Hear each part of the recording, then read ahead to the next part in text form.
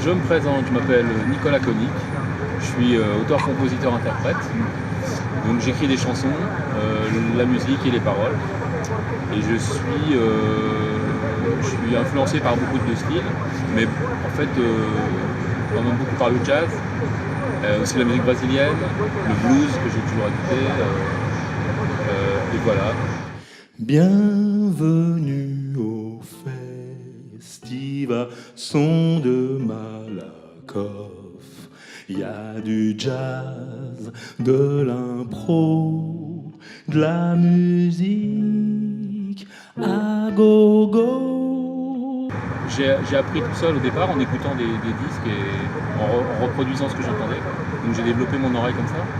Et puis après, plus tard, j'ai connu le solfège et les trucs comme ça, mais dans un deuxième temps, parce que j'en ai eu besoin, parce qu'il y avait les musiques qui étaient un peu plus compliquées, donc j'avais besoin de connaître des notions d'harmonie, par exemple, pour les accords, tout ça, en découvrant la musique brésilienne et le jazz. Et là, j'ai appris des choses théoriques, disons, mais j'ai appris la théorie après avoir pratiqué tout seul. La tête dans le jazz, les mains dans la prose. Je compose et c'est souvent l'extase. Parfois l'apothéose, parfois la paténase. Je m'éloigne et pense à autre chose. Alors je suis dans la musique depuis, je pourrais dire depuis toujours, parce que je crois que j'ai chanté depuis que j'étais gamin, quoi. Je ne saurais pas dire l'heure et la date, mais je crois que j'ai toujours chanté, quoi. J'adorais ça.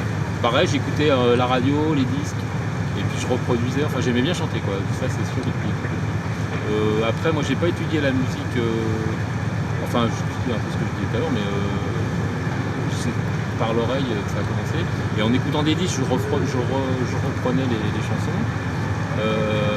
Par contre, la musique, l'instrument, disons que j'ai commencé à 15 ans, à l'adolescence, comme beaucoup de gens, avec un groupe de rock, avec une école de collège. Je me suis mis à la basse. J'ai commencé par la basse. On jouait du rock'n'roll, du blues, des trucs comme ça, très basique. La voici, si, le gastéropode supersonique.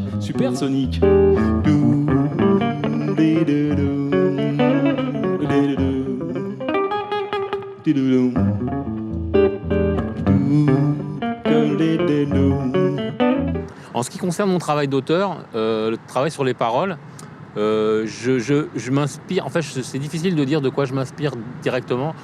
Parce que c'est mes lectures, j'imagine, le cinéma, enfin c'est tout ce que je vois, tout ça. Des fois j'ai une musique, un début de musique par exemple qui me plaît, une mélodie, une suite d'accords. Et des fois en faisant un peu, bon c'est comme beaucoup de chanteurs, mais en faisant du yaourt ou je sais pas quoi, pour chanter avec. Et des fois il y a une phrase qui vient comme ça. Et souvent c'est une base comme ça un peu qui vient, moi je sais pas trop d'où ça vient.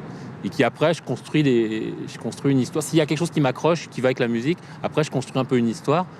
5 heures du matin.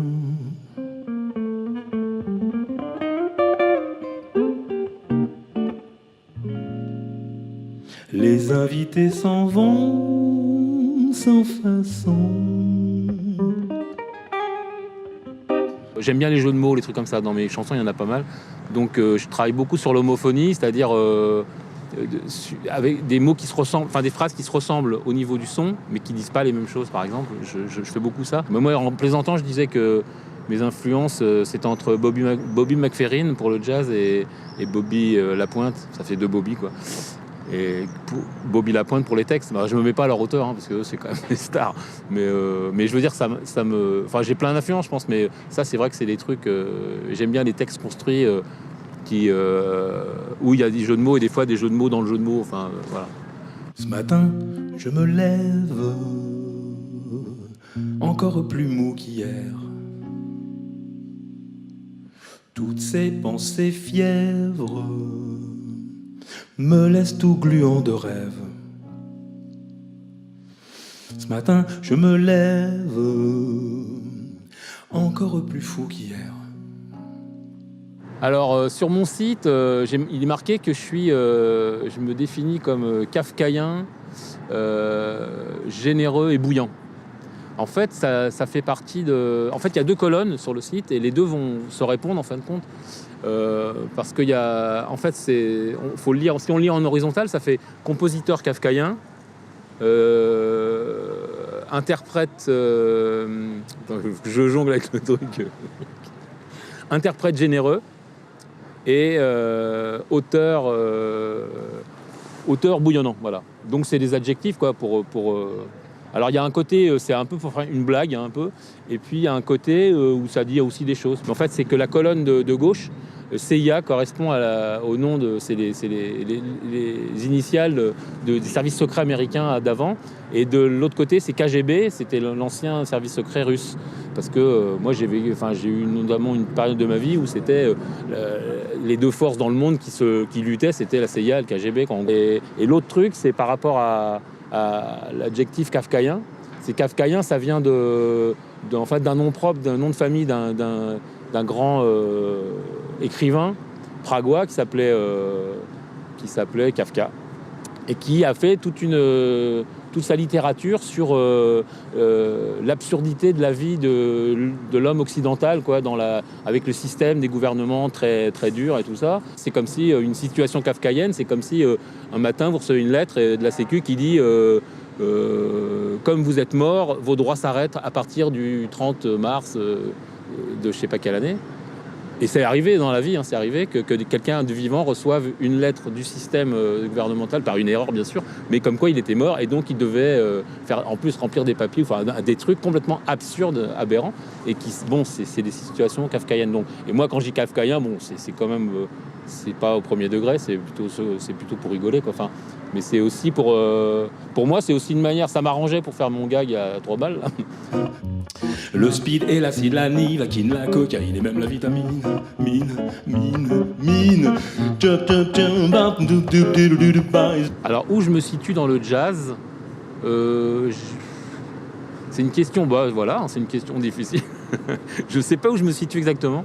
Je sais qu'en tant que amateur de jazz, mélomane, etc., c'est une musique que j'écoute beaucoup. Y compris les anciens trucs, des fois les très vieux trucs, parce que c'est ça que j'aime bien dans l'histoire du jazz, c'est que il y a toute l'histoire, c'est-à-dire que moi je peux très bien apprécier un vieux bluesman avec sa guitare pourrie du sud des États-Unis, et puis toute l'histoire du jazz, quoi.